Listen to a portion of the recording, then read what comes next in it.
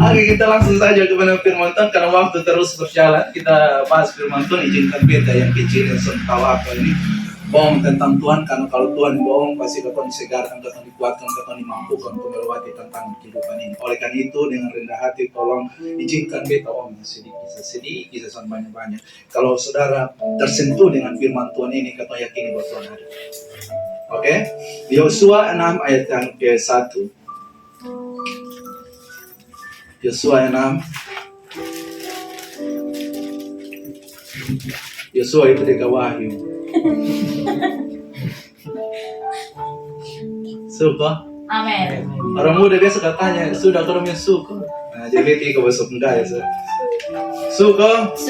Nah, kalau suka berarti bisa tahu bahwa sudah. Oke, Yosua. Yosua berapa lagi? 6. Oke, Yosua 6. Sorry. Beta yang sudah mencari Yosua di mana? Oke, Yosua 1 ayat yang ke-6, demikian firman Tuhan. Sejumpa kita berdiri untuk mengerjakan firman Tuhan. Kita membaca sampai di ayat yang ke-5 saja. Nanti berikutnya bakal bahas supaya cepat waktu. Oke, saya baca perikopnya lalu kakak adik semua baca ayat 1 sampai ayat yang berikut kita sama-sama. Jatuhnya Yeriko, 1, 2, 3. Dalam pada itu Yeriko telah menutup pintu gerbangnya, telah tertutup kota itu karena orang Israel. Tidak ada orang keluar atau masuk. Berfirmanlah Tuhan kepada Yosua, ketahuilah, aku serahkan ke tanganmu Yeriko ini beserta rajanya dan pahlawan-pahlawannya yang gagah perkasa. Haruslah kamu mengelilingi kota itu, yakni semua prajurit harus mengendarai kota itu sekali saja. Demikianlah harus engkau perbuat 6 hari lamanya, dan 7 orang imam harus membawa 7 sangkakala tanduk domba di depan kamu. Tetapi pada hari ke-7, 7 kali kamu harus mengelilingi kota itu, sedang para imam meniup sangkakala. Apabila sangkakala tanduk domba itu panjang bunyinya, dan kamu mendengar suara sangkakala itu, maka haruslah seluruh bangsa bersorak dengan sorak yang nyaring, maka tembok kota itu akan runtuh, lalu bangsa itu harus memanjatnya masing-masing langsung. Demikian firman Tuhan. Yang seluruh raja kita mendengarkan firman Tuhan, menyimpan dan melakukan. Silakan duduk dan diberkati. Teman-teman dikasih dalam Yesus Kristus, mungkin kata sudah dengar ulang-ulang ini firman Tuhan, tapi sekali lagi dengan penuh kerendahan hati, please jadi tolong kasih saya waktu untuk bicara. Jadi saudara ini kasih dalam Yesus Kristus, Yosua ini seorang abdi daripada Musa. Ketika Musa itu berhenti untuk mengiring bangsa Israel masuk ke tanah Kanaan, di tanah perjanjian, tiba-tiba ada satu sosok pribadi yang setiap taat menanti Musa ketika dia ada di atas gunung menerima 2 tabut Allah ini, perjanjian itu. Tiba-tiba Tuhan angkat dia menjadi seorang pemimpin atas bangsa Israel. Saudara ini dikasih dalam Yesus Kristus, ketika mereka mau masuk ke tanah Yeriko, tiba-tiba ada tembok yang terlalu besar menghalangi mereka untuk masuk. Namanya tembok Yeriko. Jadi saudara ini dikasih dalam Yesus Kristus, demikianlah kehidupan kita. Ketika kita mengiring Tuhan untuk mendapatkan janji Tuhan itu, yaitu susu dan madu tanah Kanaan, kita harus melewati tantangan demi tantangan. Bahkan tantangan yang kita hadapi itu tembok yang terlalu besar. Dan ketika saudara melewati tembok yang besar, disitulah janji Tuhan akan diberikan kepada teman-teman semua. Jadi saudara yang dikasih dalam Yesus, kalian adalah pemuda Petra. Sudah mengambil sebuah bagian untuk melayani pekerjaan Tuhan. Dasar yang kalian bangun itu harus di atas dasar batu karang, yaitu Kristus. Kalau saudara sembarang saja taruh dasar, maka ketika ada goncangan, ada masalah, pasti besok akan tinggalkan Tuhan. Apalagi kalau nona manis datang. Yang laki-laki dengar baik.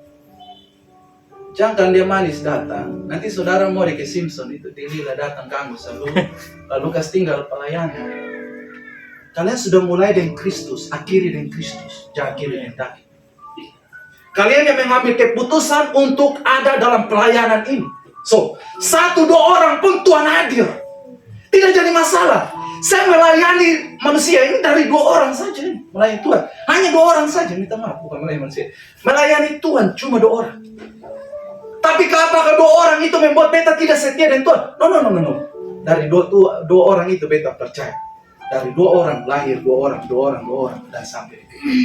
So, Teman-teman dikasih dalam Yesus Kristus. Jadi ketika melayani pekerjaan Tuhan, jangan lihat apa yang ada sementara dulu sayang. Kalau lu melihat apa yang ada sementara, lu kecewa. Kenapa? Kau beta melayani, kau begini terus. Kalau saudara putus asa, maka saudara akan tinggalkan pelayanan itu. Beta kira kak Yos ini masih muda, ternyata sama dengan beta, bahkan anak lebih daripada beta. Tapi masih eksis melayani Tuhan. Kan yang muda air-air, pacar di belum ada, masih jomblo. Tapi kau bisa serahkan waktu selalu dengan Tuhan. Teman-teman, kalau tadi saudara bilang saya rumah di Kayu Putih, saya di Kayu Putih. Saya dulu nama Dewa, Bang. Dewa Kayu Putih ini saya. Jadi saudara-saudara pilih kasih dan beta tahu bagaimana kehidupan rusak harba biru kemana beta tahu. Teman dulu di sini dia pemain bola.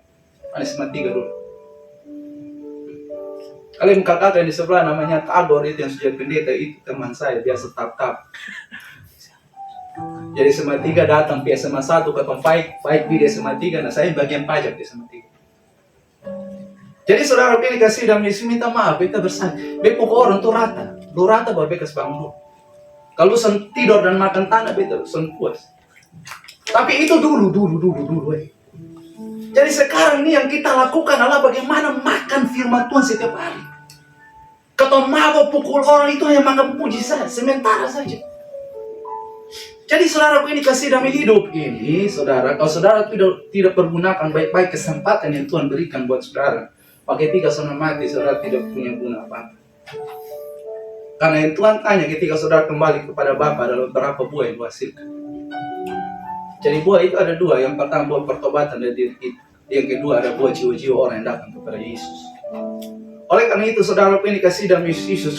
Yosua ketika melayani pekerjaan Tuhan, mereka menghadapi namanya tembok Yeriko yang besar. Tapi saudara lihat, walaupun mereka tentara yang kuat dan yang luar biasa, tapi ketika mereka menghadapi tembok yang besar, mereka tidak pakai metode mereka, cara mereka itu berperang dengan senjata. Jadi ketika Tuhan melihat bahwa mereka datang dengan strategi mereka, dengan senjata mereka, Tuhan bilang cukup di situ dulu, lu diam diri di situ dulu. Sekarang bukan saatnya senjata lagi. Ini saatnya lu lihat bagaimana tangan Tuhan bekerja untuk kesana. Lalu tiba-tiba Tuhan bilang, bosan cukup duduk diam situ. Yang besar harus lakukan adalah kelilingi tembok Yeriko, cukup keliling dan jangan bohong.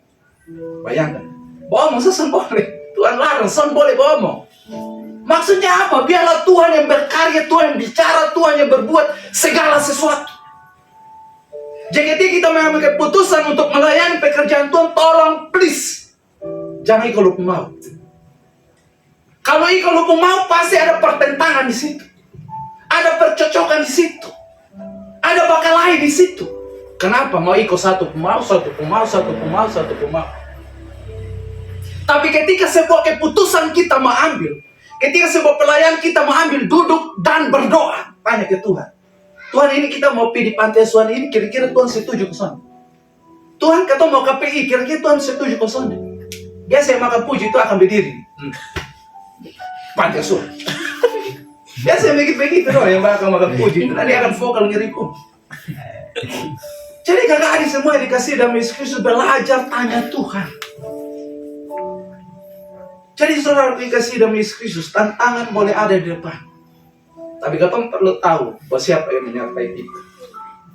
Kalau kita tahu siapa yang menyertai kita, tembok itu tidak rasa terlalu kecilan. Anak-anak sekalian ecek saya. Jadi saudara ini kasih dalam Yesus Kristus. Ketika tantangan itu datang, kita lihat di Yosua 1, Yosua 2 ayat yang pertama.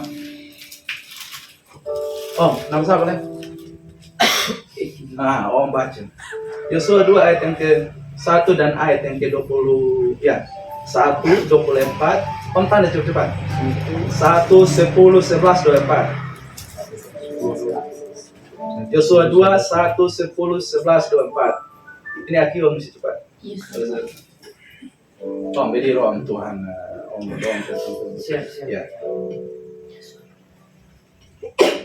Yesus 1, Yosua 2 ayat 1, 10, 11, 24. Yosua bin Nun dengan diam-diam melepas dari Sitim 2 orang pengintai. Katanya, pergilah amatilah negeri itu dan ke Yeriko. Maka pergilah mereka dan sampailah mereka ke rumah seorang perempuan sundal yang bernama Rahab, lalu tidur di situ.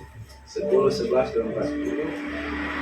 Sebab kami mendengar bahwa Tuhan telah mengeringkan air laut di berau di depan kamu ketika kamu berjalan keluar dari Mesir, dan apa yang kamu lakukan kepada kedua raja Amori yang di seberang sungai Yordan itu, yakni kepada Sion dan Og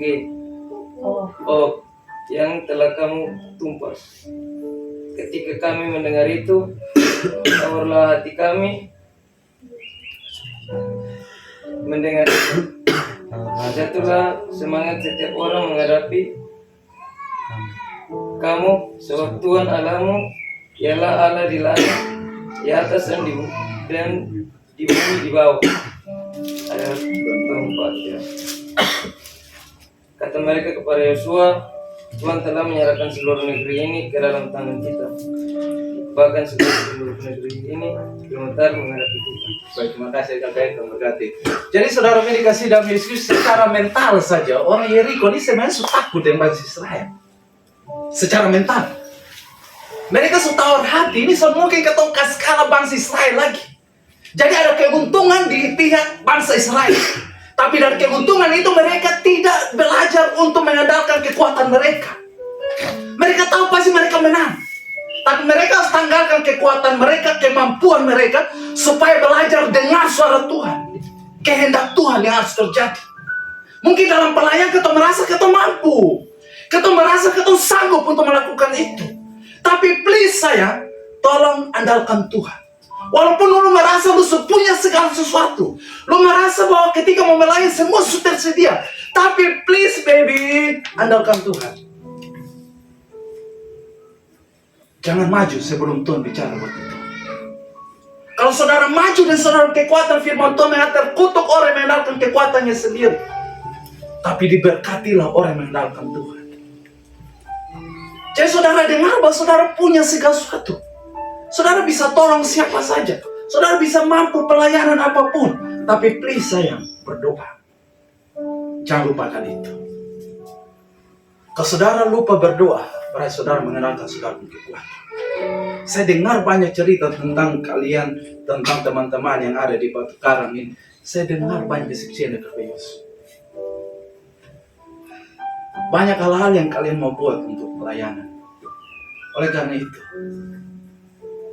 dalam prinsip hidup saya bahwa di mana 2-3 orang berkumpul bersepakat, ingat kata bersepakat.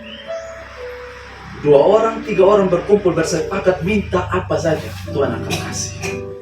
Oleh karena itu, ketika saudara dan saya mengambil keputusan untuk melayani, mengambil keputusan untuk melakukan apa saja, sepakat dan tanya Tuhan, Tuhan kira-kira bagaimana? Jadi apa yang dihadapi oleh bangsa Israel menghadapi Yeriko, orang Yeriko sudah ketakutan. Tapi Tuhan bilang, lu jangan kasih tunjuk lu hebat dong. Tolong please. Jangan kasih tunjuk lu yang jago-jago dong. Tolong please, jangan. Kalau kasih tunjuk kekuatan itu orang akui bahwa bangsa Israel terlalu kuat. Orang tahu bahwa bangsa Israel terlalu hebat. Tapi ketika mereka tanggalkan kekuatan mereka dan tangan Tuhan sendiri yang bekerja, maka bangsa Yeriko dan bangsa-bangsa lain akan tahu bahwa Tuhanlah yang kuat menyertai bangsa Israel. Jadi ketika kalian melayani, kalau kalian yang setuju kalian pun skill, kalian pun kemampuan, maka orang tahu bahwa ternyata Alvin luar biasa. Ini nama Alvin, pemain keyboard, pemain drum, pemain gitar, pemain semua, tapi masih jomblo masalahnya. Jadi saudara ini dikasih dalam Yesus Kristus. Kita mau sampaikan apapun yang saudara hadapi dalam hidup sayang, tolong please belajar berdoa. Belajar mengandalkan Tuhan. Walaupun kondisi sudah menjawab apa yang menjadi kebutuhan saudara. Jadi saudara ini kasih dalam Yesus Kristus. Belajar daripada hal ini. Yang pertama, bahwa jangan pernah saudara andalkan saudara kekuatan ketika saudara diperhadapkan dengan masalah. Tapi belajar datang kepada Yesus, kepada Tuhan, doa, minta petunjuk daripada Tuhan. Apa yang saudara harus lakukan. Ketika Tuhan suruh mereka untuk keliling, ini kan sesuatu yang seperti main-main. Sesuatu yang kayak biasa-biasa saja. Masa kok lawan bangsa Yeriko, kalau tembok yang besar, lalu suruh kotanya keliling saja. Ini sesuatu yang tidak masuk akal. Orang di mana-mana itu dobrak dulu baru ini tembok jatuh. Sedangkan Tuhan katakan cukup lu keliling. Dan keliling bukan 10 kali, 2 kali, dan 3 kali. Soalnya 1 kali keliling lalu pergi duduk tangan 6 kali. Lalu tiba-tiba Tuhan bilang nanti dia rubuh. Dan itu dijalankan selama 6 hari. Jalan keliling. Maksudnya begini, Tuhan mau ketika kita dengar sesuatu, belajarlah taat. Lalu berikut, belajar setia saja. Tuhan ngomong apa, ikut saja. Kalau bilang setiap hari Jumat, jam 7, berdoa, pelayanan, ikut saja. Karena ada waktunya dia hasil. Hari ini betul-betul saya lihat, tapi ada waktu di mana ini lingkungan akan diselamatkan lewat diri kalian. Jadi saudara ini kasih dalam Yesus Kristus, saya masih bahas tentang Abraham dan Lot. Bagaimana mereka melihat ini pilihan karena mereka berpisah. Mau pilih yang mana? Lot pilih Sodom Gomora, sedangkan ada Abraham memilih tanah Kanaan di tanah perjanjian. Tergantung ketong bagaimana cara ketong melihat. Oleh karena itu Kak Adi yang dikasih, tidak sembarang Tuhan tempatkan kalian di Astem sini. Selamat tentara ya. Tidak kebetulan, ada maksud Tuhan. Makanya firman Tuhan mengatakan kesejahteraan tempat itu menjadi bagian kita ketika Tuhan tempatkan. So, kalau begitu kita harus berpikir bagaimana kita buat untuk bagaimana Astem ini dilawat oleh Tuhan. Kalian harus pikir begitu. Kalian harus belajar berdoa, berpikir bagaimana Tuhan lawat ini Astem ini. Kan tidak sembarang Tuhan tempatkan kalian ada di tempat ini. Yang berikut, Yesaya 55 ayat yang ke-8.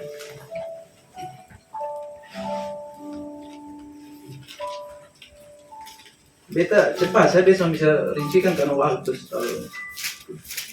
nanti kapan ketemu lagi. Yesaya 55 Ayat yang ke-8. Sebab rancanganku bukanlah rancanganmu, dan jalanmu bukanlah jalanku, demikianlah firman Tuhan. Karena kita perancangan dan rancangan Tuhan jauh berbeda. Menurut ketong sone mungkin ini tembok Yeriko rubuh, sone mungkin. Itu menurut rancangan kita. Karena rancangan kita harus dobrak, harus serang, baru tembok Yeriko ini rubuh. Tapi bagi Tuhan, yang tidak mungkin itu Tuhan kerjakan. Rancangan Tuhan tidak sama dengan rancangan kita. Dan jalan Tuhan tidak seperti jalan kita. Jadi ketika Tuhan suruh apapun, tolong kerjakan. Jangan ikut kita mau. Karena rancangan Tuhan itu pasti indah pada waktu. Yang percaya katakan amin. Amin. Jadi saudara ini kasih dalam Yesus. Kali 6 mereka putar, tidak terjadi apa-apa. Tapi kali yang terakhir Tuhan mengatakan bersorak-sorai sambil sangkakala dibunyikan. Ternyata kekuatan daripada sorak-sorai, kekuatan dari puji-pujian itulah yang menghancurkan tembok Yeriko. Jadi ketika kita menyembah Tuhan, puji Tuhan, tepuk tangan itu, jangan angkat noe-noe tanah kau. Oh ini tanah kau kah? Minta maaf, aduh. Ini orang timur, orang luar.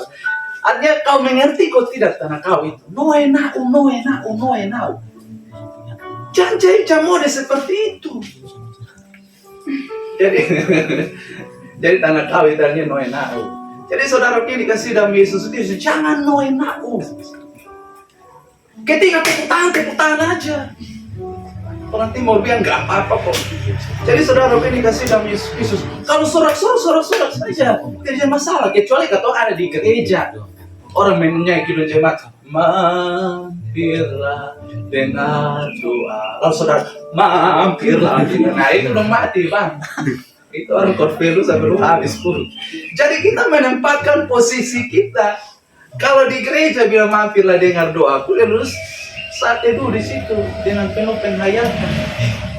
Nah ketika di persetujuan bangkit, nah lu mesti bangkit, lu jangan tanah kau duduk bangkit, suruh lilin mati dulu terus tidur situ terus. Jadi saudara ini maksudnya lilin mati ketika pendeta pikas mati lilin itu kan so habis ibadah tapi lu tidur terus mati. Jadi saudara ini kasih dalam Yesus Kristus dengar baik-baik. Rancangan Tuhan itu sama kayak rancangan kita. Dan jalan Tuhan tidak sama dengan jalan kita. Oleh karena itu terus andalkan Tuhan dalam hidup kita. Yang terakhir yang beta mau sampaikan buat Kak Adi, Ibrani 11 ayat yang ke-30.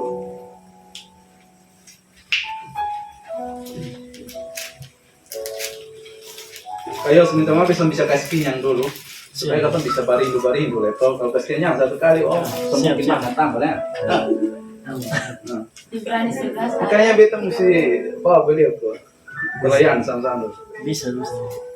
Ibrani 11 ayat yang ke-30. Karena iman maka runtuhlah tembok-tembok Yeriko setelah kota itu dikelilingi 7 hari lamanya. Jadi saudara ini dikasih damai, ternyata pentingnya iman.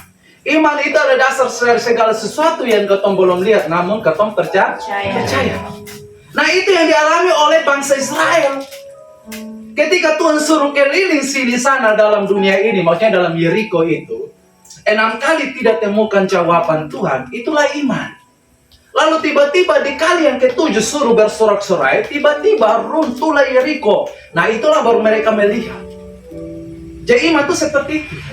Berjalan saja, tidak tanya kiri kanan betul terjadi atau tidak, tapi kita lakukan saja. Jadi ketika kita melakukan itu butuh adanya kesetiaan dan ketaatan dan setia melakukan apa yang Tuhan kehendaki. Oleh karena itu guys, guys kan. Yes, amen. Jadi oleh karena itu hai guys, kalau kita orang tim hai guys, kita orang tim, oke, jadi saudara ini dikasih dalam Yesus.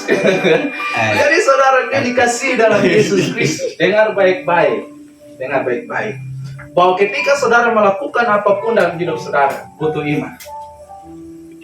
Apapun masalah di depan saudara,